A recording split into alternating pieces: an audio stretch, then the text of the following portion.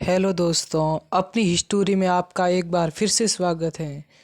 मैं आज उस योद्धा के बारे में बताना चाहता हूँ जिसके कारण मोहम्मद गजनवी को सोमनाथ मंदिर से वापस भागना पड़ा था। वीर हरदान रायका। वीर हरदान रायका विहोत्तर के भीमकुल के हरदान रायका का जन्म 10वीं शताब्दी में हुआ था। बचपन से ही वे पराक्रमी वीर हरदान बहुत छोटी सी उम्र में बांकर देश के रायका सरदार के तौर पर उभर आए। यानी कि वीर हरदान रायका गोगाजी महाराज के सेनापति थे और उसने मोहम्मद गजनवी का रास्ता रोका था और सोमनाथ मंदिर पर आई विपदा को टाला था। उसमें सब गुण थे जो एक महान सरदार में होने चाहिए। 10वीं शताब्दी यानी वह दौर हिंदुस्तान मोहम्मद गजनवी के लगातार आक्रमण झेल रहा था।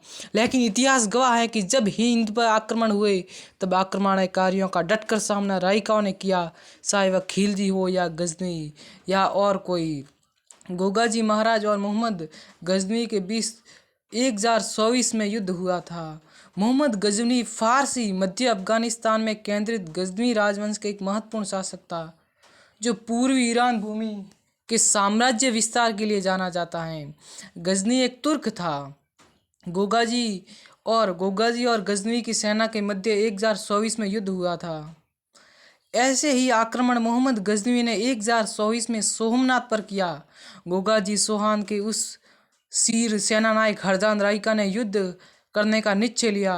गोगाजी चौहान की आयु तब 25 साल की थी, इसलिए सेनानायक हरदान रायका के युद्ध की जवाबदारी बढ़ गई थी। लेकिन यह निर्णय आत्महत्या करने जैसा था, क्योंकि गजनवी की विशाल सेना अफगानिस्तान सेना के सामने गोगाजी चौहान की एक सेना मुट्ठी भर थी। परिस्थितियों को समझते हुए सेनानायक हरदान रायका ने अपने रायका योद्धाओं को भी इस युद्ध में शामिल किया और मोहम्मद गजनवी अफगानिस्तान से अंतिम बार सोमनाथ मंदिर के लिए युद्ध के लिए आ रहा था। उसने 16 बार तो सोमनाथ मंदिर को लूटा ही था, लेकिन 17वीं बार जब युद्ध के लिए आ रहा था तब उसका सामना एक वीर हरदान रायका से हुआ, जो ऐसा कभी नहीं पहले हुआ था। पूर्व में मरुस्थली के मस्तक पर उसका राज था। गोगाजी महाराज की वीर सेनापति हरदान रायका और उसकी मुट्ठी भर रबारी सेना और मुट्ठी भर राजपूती सेना ने मिलकर उस मोहम्मद गजनी के सक्के छुड़वा दिए थे और मोहम्मद गजनी को भागना पड़ा था। और मुट्ठी भर सेना ने ऐसे ठान आए थे कि या तो अब मर जाएंगे या इस मोहम्मद गोरी को भागने पर मजबूर कर देंगे। लेकिन उसके शीर सेना नायक ने वीर गति पा ली, लेकिन उस सोमनाथ मंदिर पर आक्रमण करने के लिए विवश न होने दिया। और उसके बाद सोमनाथ मंदिर पर किसने भी बादशाह या शासक सुल्तान ने आक्रमण नहीं किया।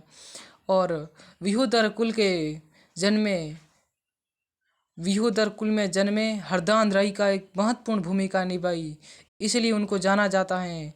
हरदान रायका एक महत्वपूर्ण योद्धा थे। उसके बचपन से ही वही शौक थे जो एक अच्छे योद्धा में होना चाहिए। रायका सरदार के तौर पर उभा रहता है। वो रायका सरदार का एक शीर सेना नायक था जो हमेशा हर के दिलों में जिंदा रहेगा। जय हो विहोदर कुल में जन्मे वीर पराक्रमी हरदान रायका।